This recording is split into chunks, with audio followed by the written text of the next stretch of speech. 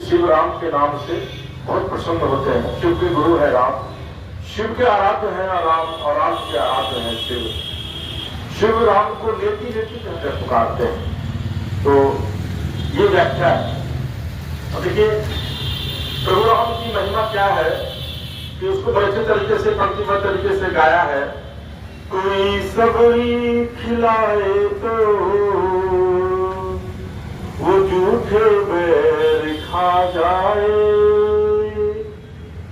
कोई साथी हो संकट में तो वो बाली से टकराए।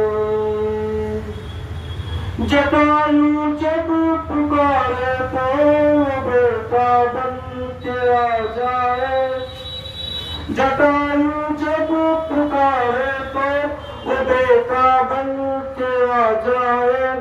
कोई आए शरण में तो उसे लंकेश बनवाए। वो जिसके नाम का पत्थर समंदर पार कर जाए, वो जिसके नाम का पत्थर समंदर पार कर जाए, वो जिसके दम से तीनों लोक में संध्या सवेरे है, वही एक राम मेरे हैं, वही एक राम तेरे हैं। अवध के राम मेरे हैं, अवध के राम तेरे हैं। सिया के राम मेरे हैं, सिया के राम तेरे हैं।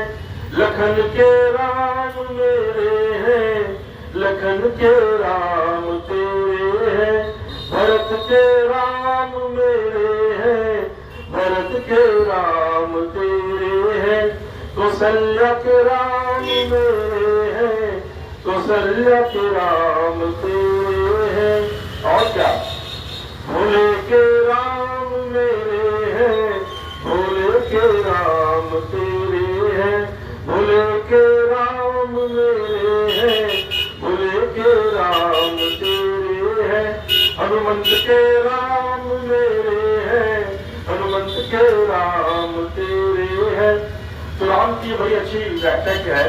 एक बार जब रामेश्वरम में जो लोग वहां गए होंगे उनको पता है, जब वहां पर लंका पार करने के लिए समुद्र में पत्थर को डाला जा रहा था, नल और नील क्योंकि विश्वकर्मा के पुत्र थे, वो राम राम लिखकर पत्थर पर डालते थे तो वो पत्थर पानी में नहीं डूबता था।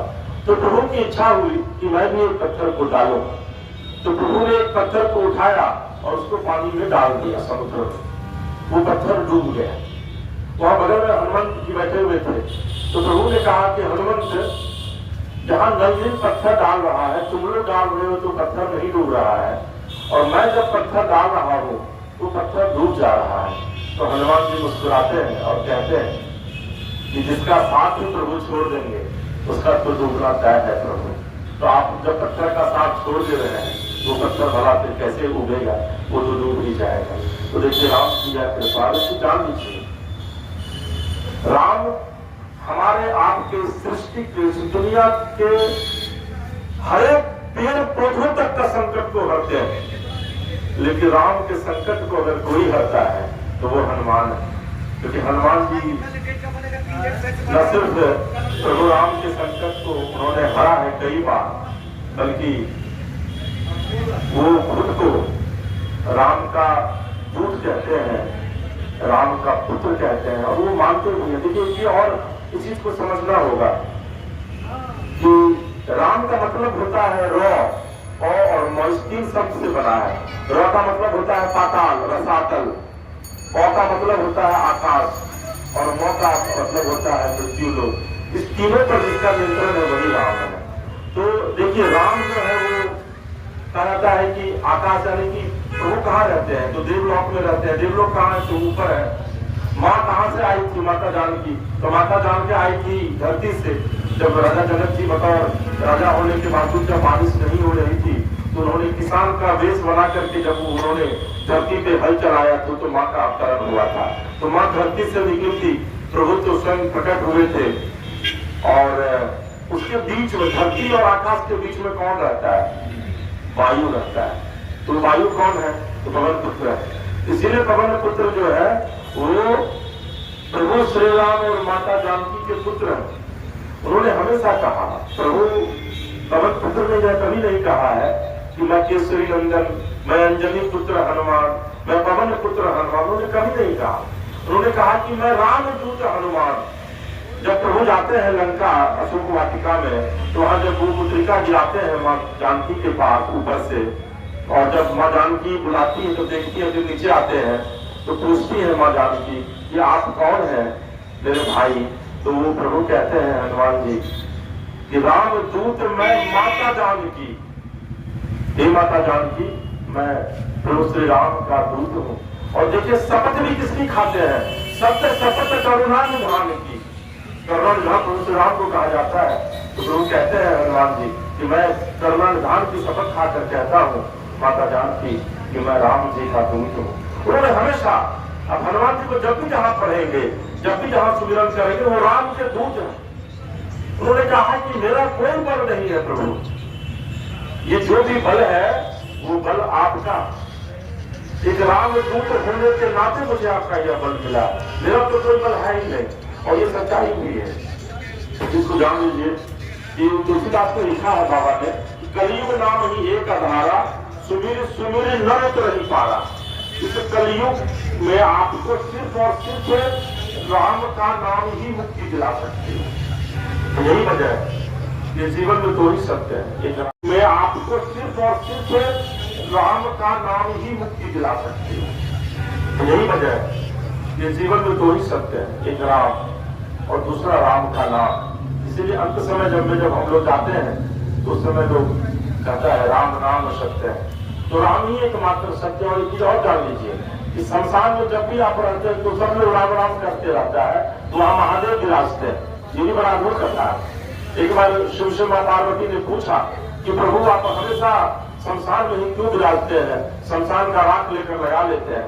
तो प्रभु ने कहा कि देखो मैं इसलिए संसार में रहता हूँ गौरी, क्योंकि एक बार मैं देख रहा था कि धरती पर कुछ लोग राम का नाम ले लेकर के एक शरीर को लेकर जा रहे हैं, तो मैं भी उनके साथ चल पड़ा। और जब गया मैं संसार, तो मैंने देखा कि उस व्यक्ति के शरीर पर राम राम लिखा हुआ जो कपड़ा था वो ओढ़ाया हुआ था। तो मुझे लगा कि राम अब यही है। और वहां जो लोग बैठे हुए थे, जब तक वो शरीर जला तब तक लोग राम राम ही कहते रहे। उस दिन से मैं संसार में ही रहता हूँ। और आपको जानकर ये बड़ा आश्चर्य लगेगा कि शिव जब शादी करने भी गए थे तो उन्होंने शमशान का राख लगाया था अपने शरीर पर, बागंबर पहना था।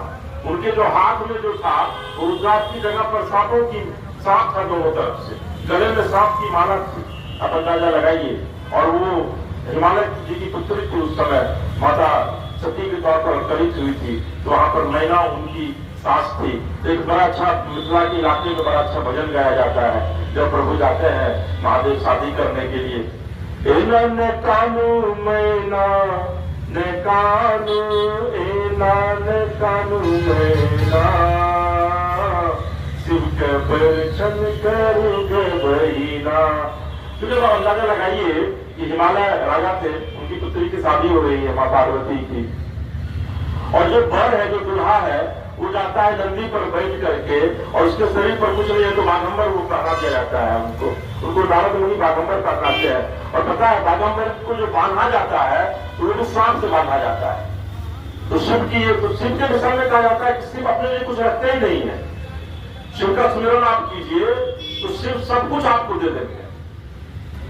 तो निश्चित तौर पर राम तो राम है ही, राम आपके हर एक काम को आसान करेंगे। राम कहते हैं तुम काम करो, तुम्हारे काम को परिणाम में मैं तब्दील करूंगा। और शिव कहते हैं कि तुम अगर राम का नाम लेते हो तो ऐसे ही तुम्हारा कल्याण मैं करता रहूंगा।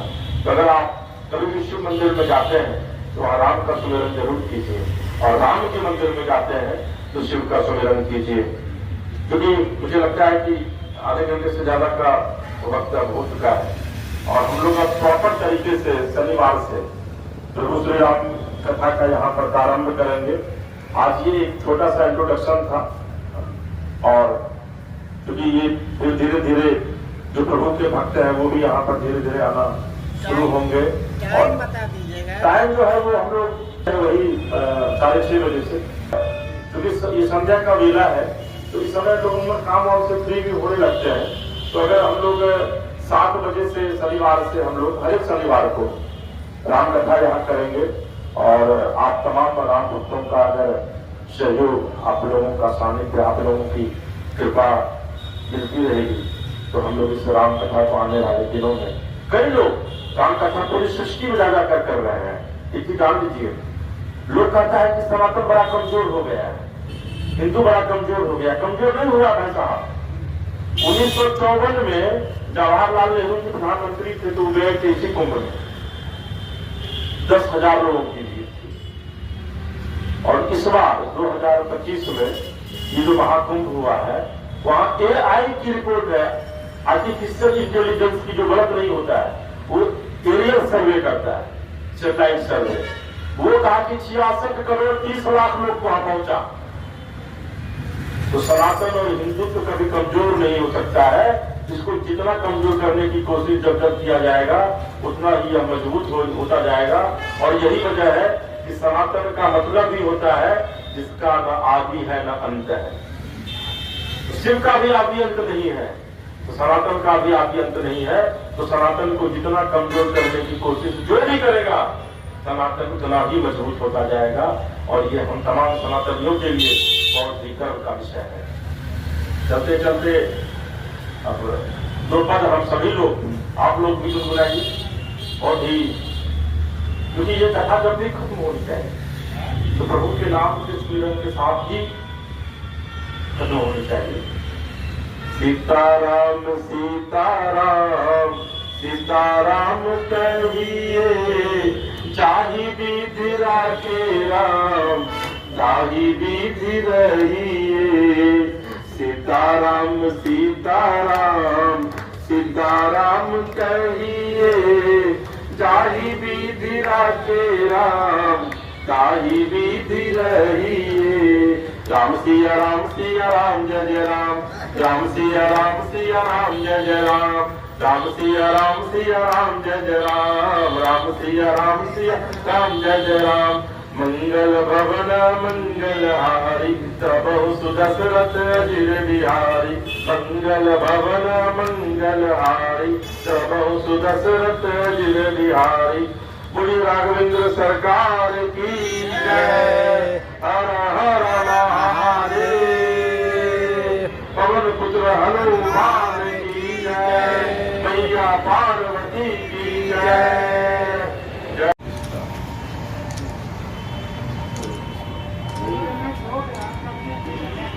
तो शास्त्रों में लिखा है, रमन्ते योगिना अश्विन सा। जितने भी सृष्टि में सनातन में खास करके जो भी योगी हमेशा ध्यान में लगे रहते हैं वो एक शून्य के ध्यान में लगे रहते हैं और वही शून्य जो है वो राम है।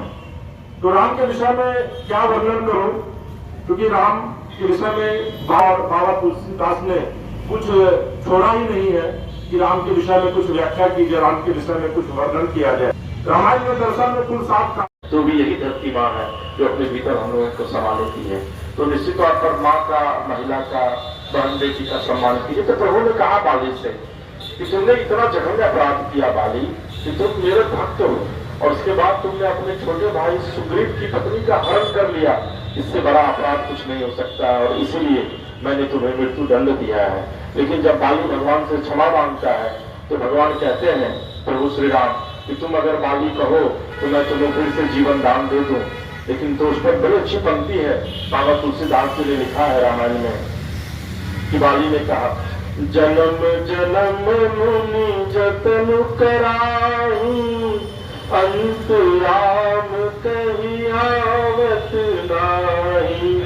मतलब ऋषि मुनि जन्मों जन्म लाखों लाख साल तक जिस राम को पाने का जतन करते हैं, जिनके लिए तपस्या करते हैं, फिर भी उनके जुबान पर राम का नाम तक नहीं आता है। और राम के आने की बात तो छोड़िए आप कि राम किसी के सम्मुख आ जाए, राम का नाम नहीं आता है। और एक जान लीजिए, राम का नाम इस सृष्टि में सिर्फ 2 ही व्यक्ति को जीवन में मिला, एक राम के पिता को दशरथ जी, उन्होंने जो शरीर त्यागा था तो उन्होंने राम राम कह करके अपना शरीर त्यागा था। और दूसरा गोस्वामी तुलसीदास जी ने भी जब अपना शरीर त्यागा था तो उन्होंने भी राम राम कह करके ही त्यागा था। इसके अलावा आज तक किसी भी ऋषि मुनि के जुबान पर राम का नाम नहीं आया है। लोग लाखों लाख साल तपस्या करते हैं, क्योंकि राम का नाम अगर आपकी जुबान पर अंत समय में आ जाता है तो फिर आपको इस जीवन मृत्यु के चक्र से ही मुक्ति मिल जाएगी, मोक्ष मिल जाएगा आपको। ये बड़ा असंभव है। तो वही पाली कहते हैं, जन्म जन्म मुनि जतन कराही, अंत राम कहीं आवत नाही। जासु नाम बल शंकर काशी, अद्वैत सबहि समगति अविनाशी। काशी में भगवान, काशी में मुक्ति को सबसे अच्छी मुक्ति माना जाता है। तो कहा जाता है कि काशी में भगवान शंकर जो लोगों को मुक्ति देते हैं, वहां आप जाएंगे काशी में तो वहां चिता हमेशा जलती रहती है। तो वहां भी महादेव राम का नाम लेकर के ही मुक्ति देते हैं। और आप समझिए कि शिव जो साधना करते हैं, आप देखते होंगे शिव को हमेशा साधना करते हुए, तो शिव राम नाम की ही वंदना करते हैं। राम रामेति रमेति, राम रामे मनोरमे। तो शिव के आराध्य है राम, और राम के भी आराध्य है शिव। राम ने खुद कहा है, बाबा लिखते हैं तुलसीदास, शिव द्रोही मन दास कहावा, अवोध मोह सपनों में नहीं भावा। यानी कि अगर आप राम की चर्चा करते हैं, राम का नाम लेते हैं, लेकिन अगर आप शिव की वंदना नहीं करते हैं तो वो प्रभु श्री राम को सपनों में भी नहीं भाता है, सपनों में भी प्रिय नहीं है। तो अगर आप शिव साम्राज्य जो है वो फुटबॉल की तरह इधर उधर होता रहा, लेकिन आज देख लीजिए कि आज हम भाई भाई के बीच में चंद रुपयों के लिए, चंद जमीन के लिए मारपीट करते हैं, हत्या करते हैं, पैसे के लिए लोग हत्या कर रहे हैं। लेकिन आप जरा राम के चरित्र को समझिए, राम के चरित्र से सीखिए, राम के व्यक्तित्व को समझने की कोशिश कीजिए। राम के विषय में बड़ी अच्छी पंक्ति है जिसे मैं यहाँ पर गुनगुनाना चाहूंगा, लेकिन उसके पहले और मैं व्याख्या कर देता हूँ। देखिए, राम निरअहंकार है, अहंकार से रहित है। राम को जब समुद्र पर भी क्रोध आता है थोड़ा सा, तो लक्ष्मण से कहते हैं कि लक्ष्मण थोड़ा तीर तो लाओ। अब समझिए, जो जगत पिता है, जिनके भ्रुकुटी मात्र तन जाने से, कहा जाता है कि राम का अगर भ्रुकुटी तन जाता तो ये पूरी सृष्टि अलग पलट हो जाती। वो राम जब क्रोध करते हैं तो कहते हैं लक्ष्मण थोड़ा तीर तो लाओ। क्या राम को यह नहीं पता है कि वो तीर लेकर के समुद्र देवता को 1 मिनट में समाप्त कर देंगे? लेकिन चूंकि उनको पता है कि समुद्र भी सृष्टि का एक अंश है, उन्हीं का एक अंश है, लिहाजा वो गुस्साते भी हैं तो उनके क्रोध में भी उतना ही प्यार होता है। राम जब रावण का वध करते हैं तो उसके बाद वो रोते हैं इसी लंका में जाकर के। जब वो रावण का वध करते हैं तो उसके बाद वो रोते हैं बैठ करके, माना जाता है। तीसरा अवतार जो है वो बराह का है, यानी कि सूकर के रूप में हम लोग जिसको मानते हैं, और उस समय किया था। और उसके बाद जो 5वां अवतार है वो वामन का अवतार है, वामन, जो कि राजा जो बलि थे, उनसे जब भगवान ने कहा, बलि 2 वेद में पूरे ब्रह्मांड को नाप देता है, और तीसरा वेद जब उठाता है तो पूरी सृष्टि उसमें समाहित हो जाती है। और उसी समय उसी वामन रूपी भगवान जो बच्चा का जो रूप है, उसको ब्रह्मा जी ने जब वो पैर उठाया वो बच्चा, तो ब्रह्मा जी ने उनके पैर को कमंडल के जल से धोया था, और उसी समय गंगा जी जो है उनके पैर से उत्पन्न हुई थी। तो आप लोग यह जानते होंगे कि गंगा जी शिव की जटा से उत्पन्न हुई थी, ऐसा नहीं है। गंगा जी जो है वो हरि के चरण से, वामन रूप में जब भगवान का अवतरण हुआ था उस समय हरि के चरण से जो है वो गंगा जी का अवतरण हुआ था। और गंगा जी को भारद्वाज जी जो है वो भगीरथ जी जो है वो इस सृष्टि पर लाए थे, और भगीरथ जी प्रभु श्री राम के वंशज थे।